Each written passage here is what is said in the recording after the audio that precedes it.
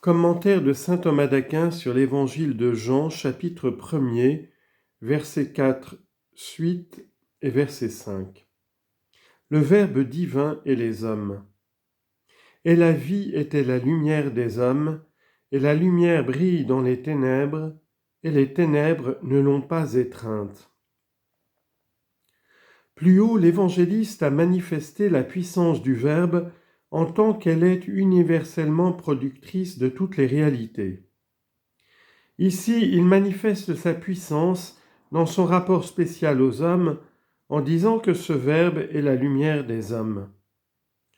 Il nous présente d'abord cette lumière, ensuite son rayonnement, enfin sa participation. Le tout peut s'interpréter de deux manières, soit selon le don de la lumière naturelle, soit selon la communication de la grâce.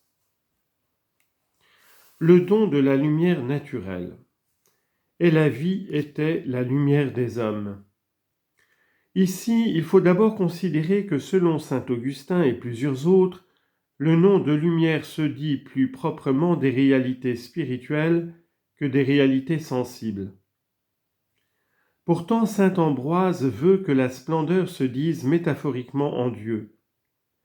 Mais cela n'a pas grande importance car, quelle que soit la réalité à laquelle il s'applique, le nom de lumière à laquelle il s'applique, le nom de lumière se réfère à une manifestation, que celle-ci soit dans l'ordre intelligible ou dans l'ordre sensible. Si donc on compare la manifestation intelligible et la manifestation sensible, le nom de lumière se rencontre selon l'ordre de nature, en premier lieu à propos des réalités intelligibles, tandis que selon l'ordre génétique, c'est en premier lieu à propos des réalités sensibles. Et c'est pourquoi, si nous considérons la nature même de la manifestation, nous parlerons de lumière en premier lieu dans les réalités intelligibles, plutôt que dans les réalités sensibles. Mais si nous considérons notre manière de nommer, c'est l'inverse. Pour bien comprendre ces paroles, « et la vie était la lumière des hommes », il faut savoir qu'il y a divers degrés de vie. En effet, certains êtres, comme les plantes, vivent, mais sans lumière, en ce sens qu'ils sont dépourvus de toute connaissance. Ainsi, leur vie n'est pas lumière. D'autres, au contraire, comme les animaux dépourvus de raison, vivent et connaissent. Cependant, leur connaissance n'étant que sensible, ne porte que sur les réalités concrètes et matérielles. Et c'est pourquoi ils ont la lumière, et c'est pourquoi ils ont la vie et la lumière, mais non la lumière des hommes. Enfin, certains êtres vivent et connaissent non seulement les réalités concrètes qui sont vraies, mais ce qu'est la vérité elle-même. Telles sont les créatures douées d'intelligence qui non seulement connaissent telle ou telle réalité vraie, mais sont capables de connaître la vérité elle-même, par laquelle elles peuvent connaître toutes les réalités. C'est pourquoi l'évangéliste, parlant du Verbe, dit non seulement qu'il est la vie, mais aussi qu'il est la lumière, pour que tu comprennes qu'en lui la vie n'est pas sans connaissance. Et il ajoute des hommes, pour que tu n'imagines pas qu'il s'agit seulement de la connaissance sensible, telle qu'elle se trouve chez les animaux, dépourvus de raison. Mais puisque cette lumière, c'est-à-dire le Verbe, est commune aux anges et aux hommes, il faut se demander pourquoi l'évangéliste n'a pas dit « il était la lumière des hommes et des anges » ou des créatures douées d'intelligence, mais seulement « il était la lumière des hommes ». À cela, on peut répondre de deux manières. Saint Jean Chrysostome dit que l'évangéliste avait l'intention de nous transmettre ce que l'on peut connaître du Verbe dans son rapport au salut des hommes.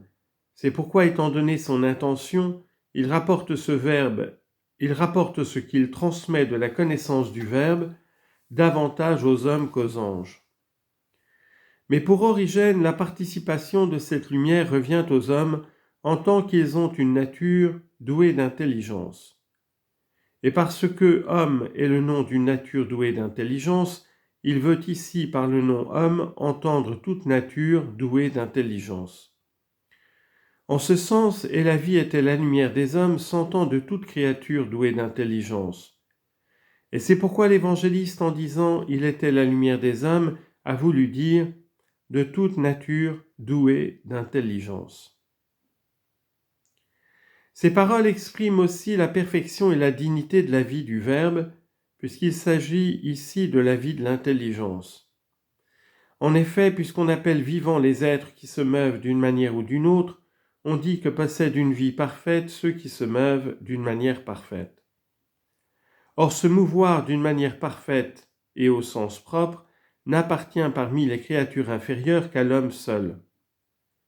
Les autres, en effet, même s'ils se meuvent d'eux-mêmes en vertu d'un principe intrinsèque, ne se meuvent cependant pas librement. Ils se meuvent comme mus par un autre et déterminés à ceci ou à cela. Mais l'homme, étant maître de ses actes, se meut librement vers tout ce qu'il veut. Aussi a-t-il une vie parfaite, et de même toute nature douée de raison ou d'intelligence. Donc la vie du Verbe, qui est la lumière de la nature douée d'intelligence, est parfaite. Remarquons aussi à quel point convient l'ordre de ce début du prologue. En effet, dans l'ordre naturel des réalités, nous trouvons d'abord l'être comme ce qu'il y a de plus commun, ensuite la vie et enfin l'intelligence. C'est donc à juste titre que l'évangéliste, en nous décrivant le Verbe, affirme d'abord son être en disant « dans le principe était le Verbe », en second lieu sa vie, en lui était la vie, enfin son intelligence, et la vie était la lumière des âmes. C'est pourquoi, d'après Origène, l'évangéliste attribue à juste titre la lumière à la vie, parce que la lumière ne peut être attribuée qu'aux vivants. Il faut cependant noter que l'on peut comparer la lumière par rapport au vivant de deux manières, soit comme son objet, soit comme participé par lui. Cela est manifeste dans la vision sensible. L'œil en effet connaît la lumière extérieure comme son objet, mais il faut pour qu'il la voie qu'il participe à une certaine lumière intérieure qui le rende apte et le dispose à voir la lumière extérieure. Ainsi, et la vie était la lumière des hommes peut être compris de deux manières. La lumière des hommes peut être ici considérée comme l'objet que seuls les hommes peuvent regarder, parce que seule la créature douée d'intelligence peut la regarder, puisqu'elle seule est capable de la vision divine. Il nous a fait plus intelligents que les animaux de la terre, plus sages que les oiseaux du ciel. Job, chapitre 35, verset 11. En effet, bien que les autres animaux connaissent les réalités concrètes qui sont vraies, l'homme seul connaît ce qu'est la vérité elle-même. La lumière des hommes peut encore être considérée comme participée. En effet, jamais nous ne pourrions contempler le Verbe lui-même, la lumière elle-même, si l'homme n'avait en lui une participation à cette lumière, qui est la partie supérieure de notre âme, c'est-à-dire cette lumière qui est notre faculté intellectuelle. C'est d'elle que parle le psaume, elle a été gravée sur nous, c'est-à-dire dans la partie supérieure de l'âme, à savoir la raison, la lumière de ton visage, psaume 4, verset 7, c'est-à-dire de ton Fils qui est ta face par laquelle tu te révèles.